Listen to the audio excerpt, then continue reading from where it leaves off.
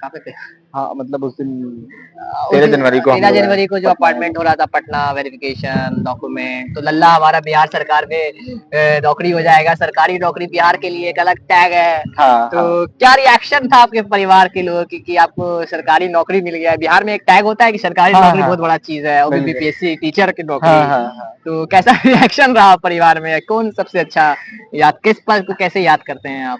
मतलब उस दिन तो हम पटना थे तो पता नहीं घर वालों की, लेकिन मेन था ना कि जिस दिन रिजल्ट हमारा है ना अपना हाँ बीपीएससी का उसी दिन मेन था भाई। हाँ उस दिन रिजल्ट आया तो पता लगा कि हाँ हाँ हो गया, बाकी तो फॉर्मेलिटीज हैं, डॉक्यूमेंट वेरिफिकेशन हाँ और ये तो बाद की चीज है, वो तो पहले ही पता चल गया। तो उस दिन सब लोग बहुत खुश थे और मिठाई वगैरह घर में भाई लोग लाया, मेरा भाई मार्केट से, बहुत खुश थे उस दिन सब आप लोग। आपके यहाँ तक पढ़ने के सफर में आप किसका सबसे बड़ा कंट्रीब्यूशन रहा? एक लड़का जो गांव से उठ के जेएनयू तक गया, सीएसबी तक गया और हम्म, टीचर बना गवर्नमेंट जॉब में। आप हम्म। किसकी कंट्रीब्यूशन ज्यादा याद करते हैं या कौन सा आप किसको आप याद करना चाहेंगे जो आपको इसमें मदद किया आपके हाँ। मतलब इंस्पिरेशन लगा हम्म, या हम्म, जो आपको हमेशा प्रोत्साहित किया पढ़ने की तरफ आप कैसे याद करेंगे इसको? मतलब इस सफर में तो बहुत सारे लोगों का योगदान है, मतलब कोई एक इंसान का तो नहीं है। ऑब्वियसली मतलब पेरेंट्स होते हैं, वो तो आप पेरेंट्स है बोलो या नहीं बोलो, जी। वो अंडरस्टूड हैं, वो है ही। हाँ वो तो है ही। लेकिन यार कुछ कोई ना एक ऐसा इंसान होता है जो आपके सोच को मतलब उलट पलट के रख उलट देता है। पलट करके दे जी। उसमें ना एक व्यक्ति से मैं बहुत ज्यादा प्रभावित हुआ, वो हमारे एक टीचर थे प्रमोद कुमार, अब वो मतलब नहीं रहे इस जी दुनिया में। जी। तो वो पहले पटना में ही पढ़ाते थे, हम्म सर गणेश मेमोरियल कॉलेज है एक, हम्म वहीं पे वो प्रोफेसर थे इंग्लिश के, हम्म और वो रिटायर्ड होकर के वहाँ पे अपना सर्विस दे रहे थे। हम लोग जैसे लोग को ट्यूशन वगैरह पढ़ाते थे, तो उनसे ना बहुत सारी चीज वो बताते रहते थे, और वो चीज मुझे हमेशा ना वो ये करता था, हॉल करता था कि नहीं नहीं, इस तरह से किया जा सकता है, करना है। बहुत ज़्यादा मोटिवेट करते थे वो, और बहुत सारी चीज़ बताते थे जो बाकी लोग नहीं बता पाते थे। हम्म। क्योंकि उन्होंने एक अलग तरह की दुनिया देख के दुनिया आया था ना, देखी थी वो दुनिया एक देखी थी। एक प्रोफ़ेसर जो मतलब लोगों को पढ़ाया है, रिटायर्ड होकर के आपके बीच में है, तो वो कुछ अलग तरह का ही अनुभव देते थे। और इसके अलावा एक और हमारे टीचर थे, वो नवीन कुमार, अभी वो लेक्चरर हैं डाइट में, दाऊद नगर में। उनसे भी मैं बहुत इन्फ्लुएंस था कि वो बहुत कितना शांति से, बहुत मुश्किल से मुश्किल सवाल को ना बहुत आसानी से और बहुत अच्छे से बता समझा देते थे।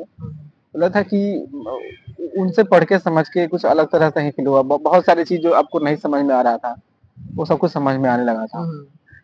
फिर मैथ में थोड़ा इंटरेस्ट भी होने लगा मुझे, और कुछ ज्यादा ही लगाव हो गया, और उसके चलते बाकी विषय भी अच्छा होने लगता है। वो एक बात कहते थे कि यदि किसी इंसान का ना मैथ्स अच्छा हो गया, पता नहीं वो थ्योरी सही है कि नहीं है, लेकिन उनका अपना था वो कि यदि कोई मैथ्स में बहुत अच्छा है ना, हाँ। यदि वो थोड़ा भी इंटरेस्ट ले तो बाकी भी सब अच्छा कर सकता है। सही बात है।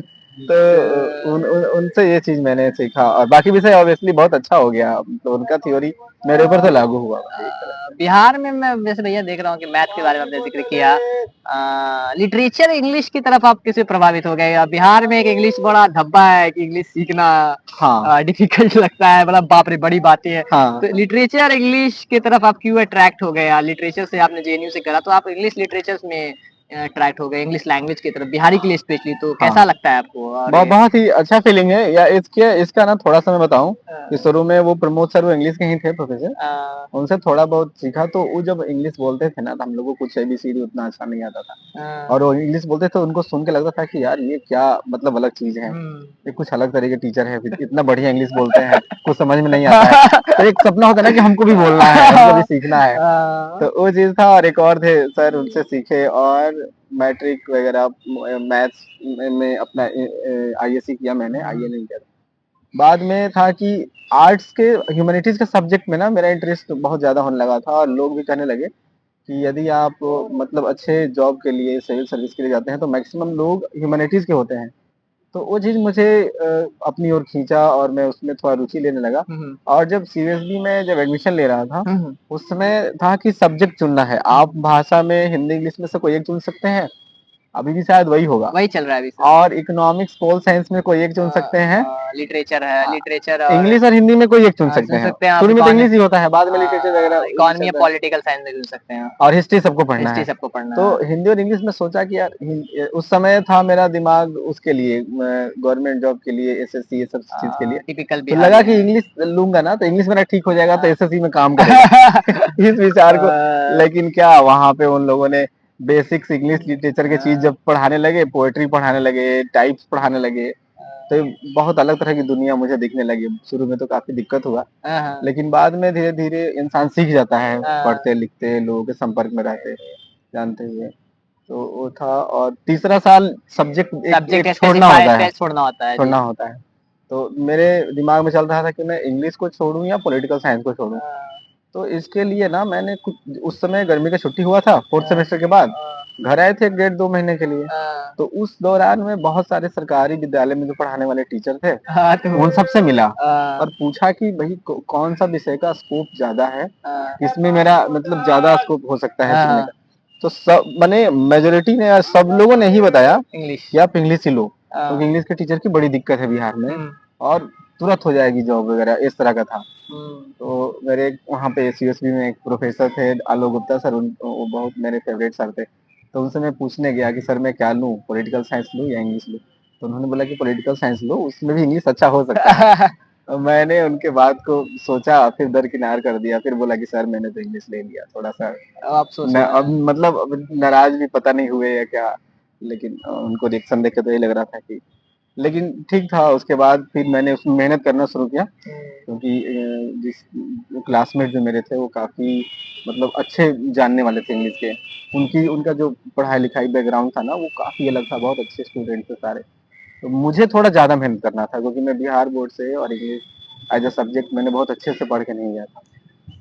कुछ दोस्त को कैसे याद करेंगे, सीयूएसबी के दोस्त और जेएनयू के दोस्त का कैसे कंट्रीब्यूशन रहा कॉलेज लाइफ में आपको निखारने में एज ए चीज में, तो हाँ। इसके बाद कैसे याद करेंगे आप? दोस्त का तो कंट्रीब्यूशन होता ही है, और क्लास में किस तरह का माहौल है, यदि बहुत ही कॉम्पिटिटिव एनवायरनमेंट है क्लासरूम का तो वो भी बहुत ज्यादा ये करता है। और आप हॉस्टल वाले कमरे में रह रहे हैं, उसमें जो आपके साथ रहने वाले लोग हैं वो कैसे करते हैं। तो मेरा क्लास मतलब जो क्लासमेट्स थे वही मेरे रूममेट्स भी थे, मतलब सीएसबी में। कुछ नाम याद करेंगे आप? हाँ, मुझे मेरे साथ तो 305 में रहते थे हम लोग उस वाले में। अभी तो गर्ल्स हॉस्टल हो गया पूरा वो। 3rd फ्लोर पे अंकित, अभी वो जेएनवी में पढ़ा रहा है, वो आसाम में रेगुलर टीचर के रूप में। और मनीष कुमार छपरा का था। जेएनयू में कुछ दोस्त? जेएनयू के भी बहुत सारे दोस्त हैं, वहाँ तो बहुत अच्छे दोस्त बनाए हैं मैंने और बहुत उनसे जुड़ा। मैं इंस्टाग्राम पे देखता रहता हूँ आपके अच्छे दोस्तों के बारे में, आप शेयर करते हैं। गुड, लंबा बाल वाला। हाँ, लंबे बाल। अरे वो ऐसा ही, उसको आसिफ नाम है, आसिफ उस्मान उसका पूरा नाम है। वो भी साथ में थे हम। वो उसने ना डीयू से पढ़ाई की थी, हिंदू कॉलेज से, फिर जेएनयू में आया, हम लोग साथ में थे। अभी वो आईआईटी कानपुर में पीएचडी कर रहा है। और एक और मेरा दोस्त है आशीष पांडे, बलिया का। हम आशीष और आशीष बहुत अच्छे दोस्त हैं, बहुत अच्छा जमता है हम लोग का। 2-3 लोग जब हो जाएंगे तो कब सुबह से शाम हो जाएगी पता नहीं चलेगा। सही बात है, दोस्ती अलग। वो लोग भी बहुत अच्छा कर रहे हैं। आशीष भी अभी आईआईटी जोधपुर में है, वो भी वहाँ से पीएचडी कर रहा है। अभी गए थे हाल ही में जेएनयू, तो मिले उन लोगों से। अच्छा, कैसा रहा जेएनयू में सफर, कैसा रहा आपका? अभी जो लास्ट में गए, डिग्री लेकर के आए जो, सफर तो बहुत अच्छा था। 10 महीने के बाद गए, लेकिन ऐसा फील नहीं हुआ कि 10 महीने के बाद, 10 महीने से पहले की बात, 10 महीने के बाद जा रहे हैं। सब कुछ वैसा ही था, कुछ चेंज हो गया, थोड़ा बहुत रोड बन गया है थोड़ा अच्छा। शहर से गांव कैसा लग रहा है आपको सर ऐसा भैया कि शहर से अब दिल्ली शहर मेट्रोपॉलिटन शहर से आप गांव की तरफ पढ़ाने जा रहे हैं, तो कैसा फील हो रहा है आपको?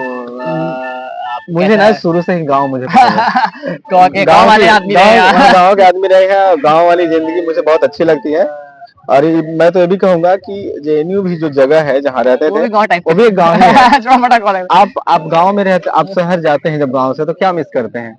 आपको खेत खलिहान चाहिए होता है, आपको बगीचा चाहिए, आपको जामुन का पेड़ चाहिए, कुछ बातें, कुछ दोस्त चाहिए, आम का पेड़ चाहिए जिसको झाड़ उड़ सकते हैं, तोड़ के खा सकते हैं। वहाँ सब है, खेत खलिहान नहीं है लेकिन बाकी सब चीज है। जामुन का पेड़ भी है, आप नीम का दतवन तोड़ के मुंह को धो सकते हैं जैसे गाँव में धो सकते हैं सही वैसे। सही या वो है सही तो गाँव गाँव दोनों गाँव का ही लाइफ लग रहा है, सेम ही सेम लग रहा है। वहाँ मतलब उस कैंपस का जो लाइफ था ना वो मुझे गांव जैसा ही लगता था, लेकिन वो एक तरह से क्या बोलते हैं उसको, यूटोपियन स्पेस भी है वो। यूटोपियन आप एक जो आइडियल प्लेस ढूंढते ना है, जिंदगी बहुत आदर्श हो, लोग आपको जज नहीं करें आपके कपड़े के आधार पे, आपके भाषा के आधार पे, आपके खान पान के आधार पे, और सब लोग मिलजुल के रहते हो, किसी तरह का कोई मतलब भेदभाव वाला स्थिति नहीं है, किसी भी आधार पे हो, वो जगह है वो समझे ना।